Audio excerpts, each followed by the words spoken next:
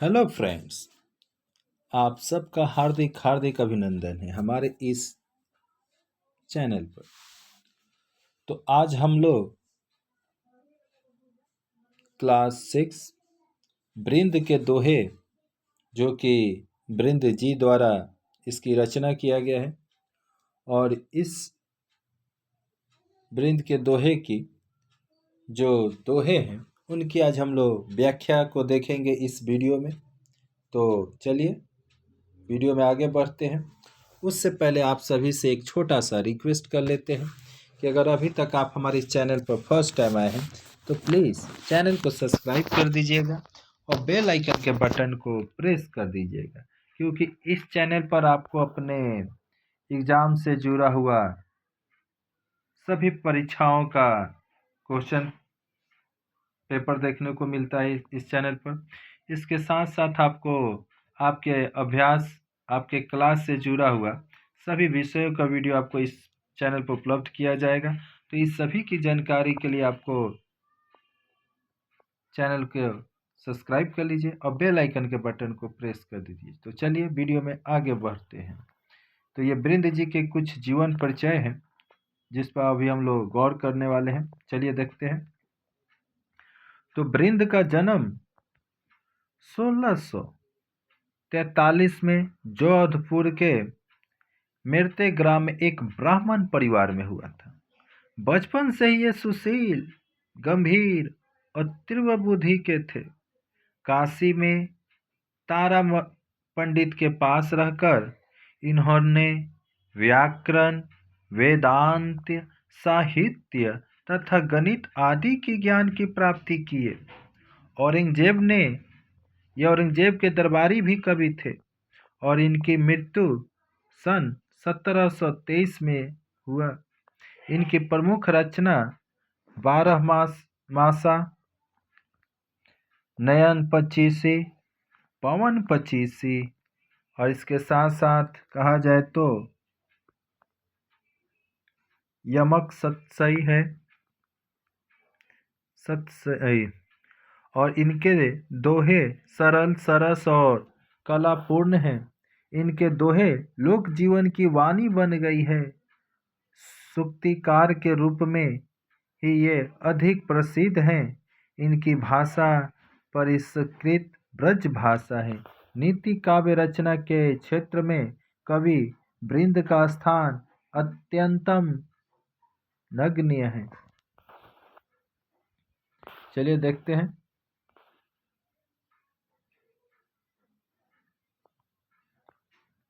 पद 1 और 2। तो सबसे पहले पढ़ देते हैं इस पद को। तो नीकी पे फीकी लगे, नीकी पे फीकी लगे बिन अवसर की बात, जैसे बर्तन युद्ध में नहीं सिंगार सुहात। जाहिते कुछ पाइए, जाहिते कुछ पाइए, करिए ताकि आस, रीते सरवर पर गए कैसे बुझत पियास। यहाँ पर आपको शब्दार्थ दिए गए हैं और इन शब्दार्थों को आप सभी से रिक्वेस्ट है कि इसको अपने कॉपी में इसको नोट कर लीजिए और इसको याद कर लीजिएगा, तो जिससे आपको इन सभी दोहों को समझने में बहुत सुविधा होगी। तो चलिए सबसे पहले इन 4 पंक्तियों का संदर्भ जाने। तो देखिए, प्रस्तुत दोहा हमारी पाठ्य पुस्तक जिसका नाम है साहित्य का मेला के बृंद के दोहे नामक पाठ से लिया गया है और यहाँ कवि ने नीति का उपयोगी शिक्षा दिया है। व्याख्या देखते हैं। कविवर बृंद कहते हैं कि अच्छी बात भी अगर बिन अवसर के कही जाए तो वह खराब लगती है, अर्थात उपयुक्त अवसर पर कही गई बात ही अच्छी लगती है। जैसे युद्ध के समय में यदि श्रृंगार का वर्णन किया जाए तो वह किसी को अच्छा नहीं लगता। यानी कवि यही कहना चाहते हैं कि हर बात को कहने का एक समय होता है और उस समय के अनुसार ही हर बात की चर्चा करनी चाहिए। जिस तरह से युद्ध में जाते समय कोई सैनिक या युद्ध के समय श्रृंगार का कभी वर्णन किया जाता है तो किसी को अच्छा नहीं लगता। कवि ने यह व्यवहारिक शिक्षा दिया है कि जिससे कुछ पाने का निश्चय हो उसी से आस करनी चाहिए। जैसे खाली यानी जल रहित तालाब में जाने पर कैसे आपकी प्यास बुझ सकती है, अर्थात बिना जल वाले सूखे तालाब में जाने पर किसी की प्यास नहीं बुझ सकती। अतः जिसके दिल में दया परोपकार की भावना नहीं है, जो स्वभाव से ही कंजूस है, उसके पास जाना और उससे कुछ पाने की आशा रखना सब व्यर्थ है। चलिए पद 3 को देखते हैं। तो पद 3 में आप देखिएगा, अपनी पहुंच विचारी के कर्तव्य करिए दौड़, अतेते पांव पसारिए जेते लंबी सौर। विद्या धन उदम बिना कहाँ जुपावे कौन, बिना डुलाए ना मिले जो पंखा की पौन। इन शब्दार्थ को देख लीजिएगा आप लोग। संदर्भ देखिए, तो प्रस्तुत दोहे में कवि वृंद ने यह शिक्षा दिया है कि हमें अपने साधनों के अनुसार ही व्यक्ति को काम करना चाहिए। जो आपके पास साधन है उसी हिसाब से आपको कार्य करना चाहिए। व्याख्या देखिए, मनुष्य को अपनी सामर्थ्य के अनुसार ही दौड़कर अपना कर्तव्य करना चाहिए। यानी जो आपके सामर्थ्य होगा उसी के हिसाब से आपको कार्य करना चाहिए। जितनी लंबी चादर हो उतना ही पैर फैलाना चाहिए, अर्थात अपनी आमदनी के अनुसार ही तो खर्च करनी चाहिए। आमदनी से अधिक खर्च करने से मुसीबत का सामना करना पड़ता है। और इस प्रकार इस दोहे में कवि ने शिक्षा दी है कि मनुष्य को अपनी क्षमता तथा साधन के अनुसार ही कोई कार्य करना चाहिए, तभी उसे सफलता मिल सकती है। प्रस्तुत दोहे में कवि वृंद ने विद्या की प्राप्ति के लिए प्रयत्न, परिश्रम और तथा उद्यम की आवश्यकता पर बल दिया है। विद्या रूपी जो धन है वो परिश्रम के बिना कोई नहीं पा सकता, अर्थात प्रयत्न और मेहनत के बिना कोई भी मनुष्य बिना बुद्धि धन को प्राप्त नहीं कर सकता। और इस संबंध में कवि ने पंखों की हवा का उदाहरण दिया है कि पंखा हिलाए बिना पंखे की हवा नहीं मिल सकती। हमें हवा प्राप्त करने के लिए तो पंखा हिलाने का परिश्रम करना पड़ता है। अतः विद्या की प्राप्ति के लिए हमें परिश्रम करना ही होगा। आलसी को विद्या नहीं मिल सकती। 5 नंबर 6 नंबर देखिए। सबसे पहले 5 नंबर, सबे सहायक सबल को कोई न निर्बल सहाय, पावन जगावत आग को दिपहि देत बुझाए। कहूँ कहूँ गुण ते अधिक उपजत दोष शरीर, अब माधुर बानी बोल के परत पिंजरा की कीर। तो प्रस्तुत दोहे में कवि ने यह बतलाया है कि सभी लोग ताकतवर व्यक्ति की ही सहायता करते हैं, और सही भी है। हमारे समाज में आप देखिएगा कि ज़्यादातर जो ताकतवर, जो धनी, जो श्रेष्ठ, ऐसे ही लोगों को लोग सहायता करते हैं, जबकि जो निर्बल होते हैं, असहाय होते हैं, ऐसे लोगों को सभी नकार देते हैं। कमजोर की कोई इज्जत ही नहीं करता, उसकी कोई सहायता ही नहीं करता। तो व्याख्या, इस संसार में शक्तिशाली व्यक्ति के सहायक सभी हो जाते हैं जो शक्तिशाली है, पर कमजोर दुर्बल व्यक्ति की सहायता कोई नहीं करता।